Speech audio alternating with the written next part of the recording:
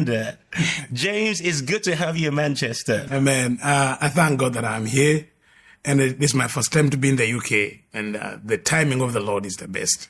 I know this is the first time also I'm recording my testimony in its fullness. Most have been sharing in different platforms, but this is the first time I'm sitting in a recording to share my life testimony. So I thank God for this opportunity. And oftentimes when I'm sharing my testimony, it's like I'm going back through those experiences. I need a grace. Sometimes the pain returns, the pain of the thing that I went through. But I thank God that now, after many years now, it's 23 years since I gave my life to Jesus Christ. Wow. And the 23 years has been amazing. I have seen the goodness of God. And also, as we start this journey, I want to tell the people that the purpose is to glorify Jesus. Not the devil, not what the devil can do or what he has done. But at the end of the day, Jesus is the winner. Yes. So that's why. So I'm glad that I'm here. I'm so excited to have you here in Manchester because as we go into the details of your testimony, I'm going to be asking you questions about, things that have happened in your past. And as you share them, there'll be things that, I'm sure lots of people may not even understand because we have lots of people watching. People from African backgrounds may be able to relate. Some of you watching are from Western backgrounds, and you might not understand some of the depth of the occult. In fact, some of these things will blow your mind when you hear, the depth to which people engage in dark activities. But I know, just as James said, God is going to use this to glorify his name. And I also want to point this out before we go into this testimony, that right now you're a pastor. You lead a church in Uganda, and you're used in incredible ways by God in deliverance ministry, miracles, and God moving. In fact, primarily you're an intercessor. You're used in strategic. Do you just want to just give us an idea of some of the things you do right now? I am leading a ministry called Lifeway Institute of Deliverance. What we do and what God has called me to do is to strategically train intercessors to pray and take over territories for God. So mostly I'm not pastoring the church, though I started the church. We are having other pastors pastoring the church. We also running a Christian television station in Uganda, worship television, just for worship and prayer. One of the things the Lord told me to do after encountering Jesus and seeing the power of prayer. By the way, I knew the power of prayer before I became born again. I kept encountering people praying and wondering what kind of lives are they. One example, maybe to bring it out, is I was still in the occult, and I was in the city in Kampala. And I remember I got instruction from our leaders to vacate the city and stay away 70 miles away from the city and remove all our operations because a man of God was coming in the city. And I remember we were told that if we stay in the city where that man is, his prayer would kill us, all convert us. And I remember the instruction was stay out of the city 70 miles away. Wow. But also do not enter the city even 21 days after he has left. So I was still in the occult, and I was like, what kind of power is this? Because I knew the power. I knew Satan. I knew I had been all in these kind of powers. But then we were being warned not be around that man's, where he is in the city. That man was Maurice Cerullo. So he was coming in the city. And I remember we were told, stay out of the city 70 miles away and do not enter the city another 21 That's days. Incredible. Because even after 21 days, his power, the effect of his power remains in the atmosphere after 21 days. Wow. He has been in the city. So I knew the power of prayer. So when I came to Christ, the Lord was telling me, okay, you have seen the mistakes, the errors, because one of the work I was doing before I came to Christ was fighting churches and breaking churches. And the Lord was saying, now, you know how you broke these churches.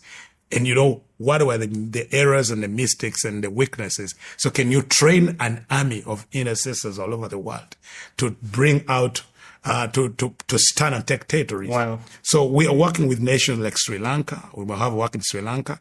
I work in Singapore. I work in Botswana. I work in Gabon. And a few places where I've been doing. You've been in Europe to a few places as well. We're having a work in Munich. We're doing a great work in Munich to raise intercessors and train young people to intercede, and then they take over the nations in prayer. So one of my calling, people call me apostle, others pastor, but my call is an intercessor. That's Amen. So I don't know if you can call me intercessor, James. I like that. I like that. So now let's go back to the beginning. What are the earliest memories you have? My memory, when I was around 3 years, I realized in my home I was living with my mom and my uncle, the brother to my mom, and no one else. And it was strange because I was wondering why other people don't come to our home. Later I realized that when I was 3 months old, my father and my sisters left the home and did not return because of the strange things that were happening in the house, in the home. Now, I don't know what happened, the strange things. I didn't see unless when my mother told me my story. But when I was 3 years, the event that I can remember is the death of my uncle. And when I began now my initiation into witchcraft, when I was 3 years. I want us to come back to the death of your uncle, but before we come back to that, can you tell us what happened before you were born? Because this is really a critical part of understanding your journey. Give us an idea of what was going on with your mom and a marriage and her desperation to have a son that laid the foundation for you to come into this world. So I came to hear this story when I was around 12 years, to hear the story of my birth and why I was strange. Now, by the age of 12, I was already deep in the occult. I'd been made a trainer of witches when I was the age of 9. At the age of 7, I was a territorial witch in charge of a territory. I had strange powers. People older than my mother could come and bow to me. Politicians, businessmen for powers. So I kept wondering, where did I get all these powers? Where am I strange? But my mother kept taking me to different witch doctors for help to be delivered from those powers. But several times we could go to these places to the witch doctors, and the witch doctors could chase my mother away, claiming that when she takes me to them, I steal their powers. So like even the witches, the sorcerers, the diviners, even they hated me because they were, this baby has strange powers. So my mother decided to take me to a man in Pemba. Pemba is in Tanzania, in the Indian Ocean, who was called a sultan. So in this journey, she said, I'm going to take you to this man, and this man is going to help you. So that's when I asked. I remember we were in Dar es Salaam, we were on the port trying to get a ferry to go to Pemba. And I asked her, but Mom, tell me something. Why am I strange? And I could see when I remember I looked at my mother, and like this time she was desperate to tell me and say, please, can you not interfere with where we're going? Can we, please don't interfere. So like to convince me not to interfere, my powers, the power I had as a boy, for where we're going. So she had to tell me the story of my life. How she ended up in this. So this is what she tells me. She says, when she got married the reason she married my father, because her father had died, and her father was a rich chief, and she was the only daughter, and she had a brother, my uncle then. And when her father died, she says she knew the family in Africa. Most times the family would take over every property, so she needed protection. So by the grace of God, she says, at the time when her father died, and she's desperate, she's just a young lady, then my father started dating her. And my father, coming from a prominent family, a very known family and very strong, she thought this man, if he marries her, she'll get protection. So she gets into the family. Now, my father also was marrying her because he had been told he would find a young girl, marry early, and get as many children as possible. Because my father, being a son of a chief, son of like a prime minister, he was the only son. The brother had died. He had 7 sisters, the only son. So they were like, now you need to get a woman, get children, and raise a heir for the throne, like the chiefdom. So he marries for the purpose of getting a son. So when she married, my father and my mother, they married. She gave birth. The first child was a girl. The second child, also a girl. The third child, also a girl. Now, by the fourth child, the entire family, the chiefs, the tribe, they're all like, this woman is a waste. Because in my tribe, if you have only girls, they say you don't have children. Wow. So they wanted a heir. So in desperation, she went different witch doctors in different parts of the nation. And so she went, they told her, we're going to help you conceive. Then she conceived the fifth child, who was now also a girl. She went on different witch doctors, different altars, and also she conceived again a sixth child, also a girl. Wow. And she tells me that she was so desperate because she knew if she can't get a son, she will lose the marriage, and now her life will be wasted. Though at that time, she told me that someone told her that there is someone who can help her conceive a son. She had gone to all kinds of altars in Uganda and outside Uganda. She had traveled different parts and gave different sacrifices. She had the money. She could sell her properties to travel different places to help her conceive. So on this particular journey where she went, she was told to go to a forest in Tanzania. There's a place in Tanzania, northern Tanzania. There was a place. So she went there, and she realized that when she arrived at the place, they told her she had to undress and live in the forest for 7 days, going through cleansing. Wow. Before she appears before the person to help her. Now, before there's something I want us to note here, that was the king of darkness, but they understand the principle of consecration and cleansing. Yeah. Now I understand after that. So they tell her you have to undress, stay in the forest, cold, don't eat anything cooked for 7 days. So after the 7 days, you are clean enough to appear before this priest who was going to help her. So she says when she appeared after 7 days, that this priest was a woman who always lived in the forest. And she was like the chief witch of the entire continent, because all the witch doctors. I mean, the entire country of Africa, not continent. Wait, she was the chief witch of the entire continent of Africa. Of Africa. Wow. All the witches, or the wizards, or the sorcerers, or the politicians, the leaders could go to her for powers. So she lived in the forest, that woman, that priest, and she had only one breast, like one breast in the middle of the chest. So all the people that went to her to see her often went through similar rituals. They have to stay in the forest for 7 days, naked, eating leaves and fruits, for 7 days. Wow. And then after 7 days, you appear before her. That was the ritual, and it was like everyone had to go through that. So there were many people there. So she said when she appeared, when she came to her, she looked at that priest looked at my mother and said, "Go away, I will not help you." So she has been in the forest for 7 days, and now she's walking away. She says this, now this is what she told me. She said, as she was going away, she looked in the sky and saw a sign, something that told her that she has a son.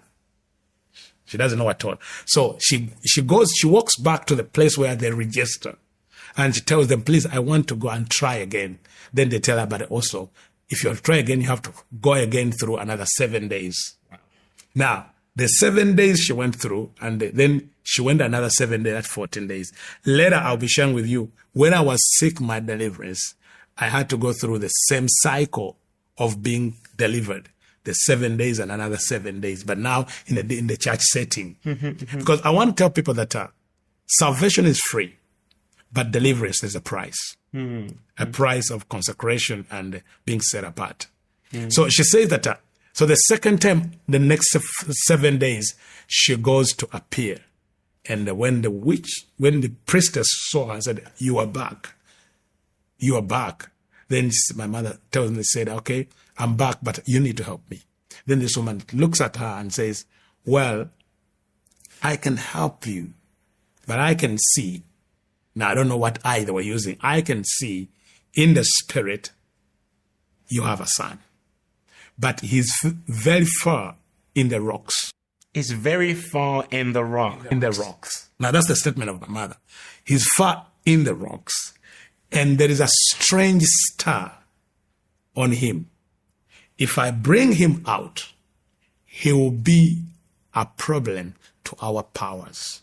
The only thing I can do, if you can offer sacrifices, but also if you can accept the condition we shall give you.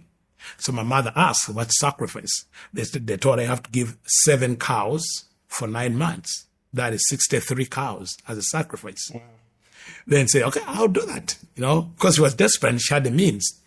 Then they tell her, okay. 7 cows every month for 9 months. For 9 months. That is 63. So then the other condition was, okay, if you conceive and give birth, and this is a boy, you promise you will offer him to that woman, the princess, as a husband. She didn't know what it means. She didn't know what it meant. First telling me, she didn't know that it was that. And then they told her that, okay, when you give birth, you must bring that child to the forest before the end of the first day. In other words, before the sun goes over him. She tells me she didn't know what was involved in. So she left, offered the sacrifice, returned home, she conceived. To her surprise, she gave birth to a boy.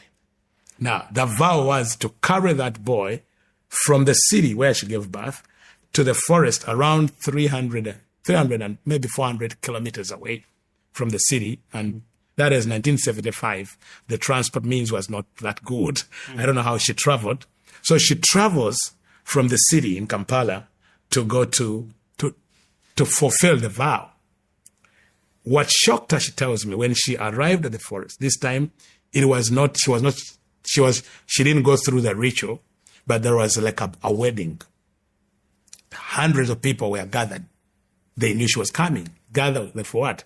And she realized it was now going to be the wedding of her 1-day-old son and the 60-year-old woman. So, for those of you watching, I don't know if you understand what he's just said. On the day he was born, on the day you were born, you were married to a 60-year-old witch. A 60-year-old witch that was the Grand Master Witch for the continent of Africa. That is mind-blowing. And what she told me, the wedding was conducted by the witches of the continent first, and then the bishop of the diocese also came and conducted the wedding between this 1-day-old boy and a 60-year-old woman in the forest. Wow. So, that was also when she told me, are you sure? I said, yes. Bishop so-and-so, which I knew. Later I'll share how he got involved in my life. And now he moved me from that same bishop, from the witchcraft to the occult, because they are different. So for her, when she reached there were all these people, the celebrations from different parts of the continent had come to the forest for the wedding. Now, according to her, that was the moment where this woman, the witch, was to transfer her powers to the boy, the 1-day-old boy. Now, I was 1-day-old. I didn't know what was happening. So after the ritual, after the ceremony, days of celebration and the wedding, the marriage is conducted, the covenant and all the sacrifices. So they tell her, you know what? Now, this child is not just a child. This is now a man. So you're not going to breastfeed him because now he is somebody's husband already.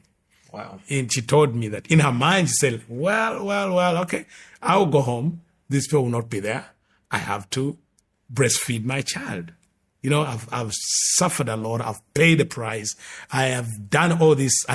He was treasuring this child. So she returns home.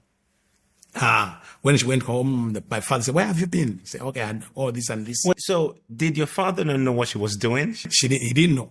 He did not know? He didn't know. Because when she left hospital, she just went to the So my father, where's my wife? She's looking around. So when she appears, where have you been? So he had no idea that she was this deep in her passion to find a boy or to get a son. He didn't. The only thing he knew, my mother could disappear for days, and you know where he has gone. So when she returned home, she says, I was a baby. She put me in the baby cot in the bed, then go dress up, clean up, and then come and breastfeed the child. And when she returned, she found a python coiled around the baby. Yeah, python. Yeah. And she says she could not come near because of the python. So she ran out. The people of the village came around. My father came around.